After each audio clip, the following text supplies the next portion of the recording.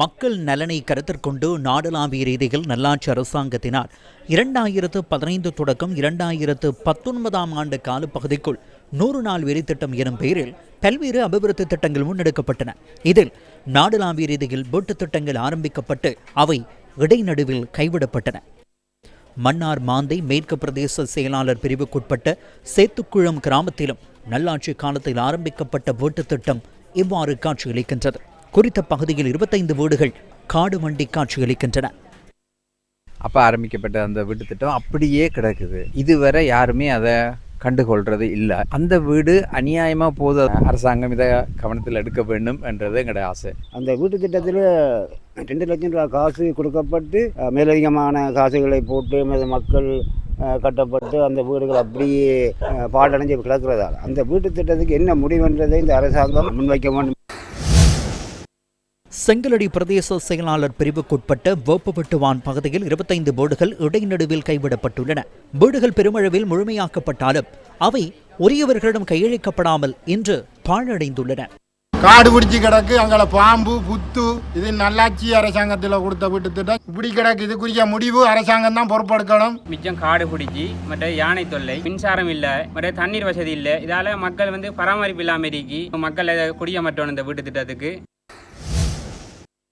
இதனிடையே யாழ்ப்பாணம் சங்கானை பிரதேச செயலக பிரிவுக்குட்பட்ட அராலி மத்தி வட்டுக்கோட்டை ஜே 161 கிராம சேவகர் பிரிவில் 30 வீடுகள் நிர்மாணிக்கப்பட்டு அவை முழுமை பெறாமல் கைவிடப்பட்டுள்ளன. எங்களுக்கு ஒரு வீட்டு திட்டம் தந்து 70,000 ரூபா காசு தான் தந்தது. அதை வச்சு நாங்கள் அத்திவாரம் போட்டு எங்கள்கிட்ட இருந்த காசுகளையும் வச்சு நகைகள் அடைய வச்சு நாங்கள் இந்த வீட்டை கட்டினாங்க. மீதி கட்ட முடியாமல் இப்போ அம்மாண்ட வீட்டில் நாங்கள் இருக்கின்றோம்.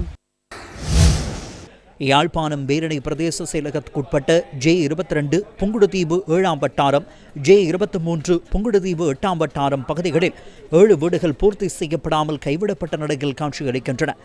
நிதி முழுமையாக வழங்கப்படாமையால் கைவிடப்பட்டுள்ள இந்த வீட்டுத் திட்டங்களை நம்பிய மக்களும் இன்று கைவிடப்பட்டுள்ளனர். உரிய முறையில் வீடமைப்பு திட்டங்களை நடைமுறைப்படுத்தாமல் கைவிடப்பட்டமையினால் வீணாய் போனது மக்களின் வரிபணம் அல்லவா? மக்களுக்கான அபிவிருத்தியினை தாமே நடைமுறைப்படுத்தியதாக மாறுதட்டும் அரசியல் தலைமைகள் குறித்த வீட்டுத் திட்டங்களுக்காக ஒதுக்கிய நிதி எங்கே? உரிய நிதி ஒதுக்கீடின்றியா வீடமைப்பு திட்டம் ஆரம்பிக்கப்பட்டது?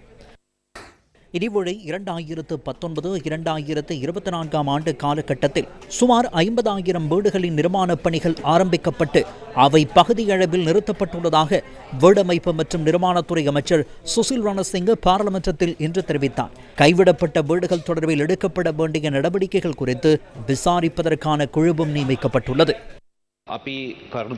நாங்கள் தகவல்களையும் தரவுகளையும் ஆராய்ந்து பார்த்தபோது நாடு முழுவதும் பூர்த்தி செய்யப்படாத சுமார் 50,000 வீடுகள் இருப்பது தெரிய வந்துள்ளது. குறிப்பாக 2015-2019 காலப்பகுதியில் ஆரம்பிக்கப்பட்ட கிராம வீட்டு திட்டங்களினால் இந்த நிலைமை உருவாகியுள்ளது. இவை தொடர்பில் 2019-2024 காலப்பகுதியிலும் கவனம் செலுத்தப்படவில்லை. பிரச்சனைகளை தீர்ப்பதற்கான தலையீடுகளும் மேற்கொள்ளப்படவில்லை. இருப்பினும் சுமார் 1 மாதத்திற்கு முன்பு அமைச்சரவையின் அனுமதியுடன் முன்னாள் அமைச்சரவை செயலாளர்கள் 2 அடங்கிய குழு ஒன்றை நாங்கள் நியமித்தோம். குறிப்பாக கட்டுமான பணிகள் இடைநிறுத்தப்பட்டு கைவிடப்பட்டுள்ள, அதாவது கட்டுமான பணிகள் பூர்த்தி செய்யப்படாத இந்த 50,000 வீடுகளின் நிலைமை மற்றும் பிரச்சனைகளை கண்டறிந்து அவற்றுக்கான தீர்வுகளுக்கான பரிந்துரைகளை எமக்கு வழங்குவதற்காகவே இந்த குழு நியமிக்கப்பட்டுள்ளது.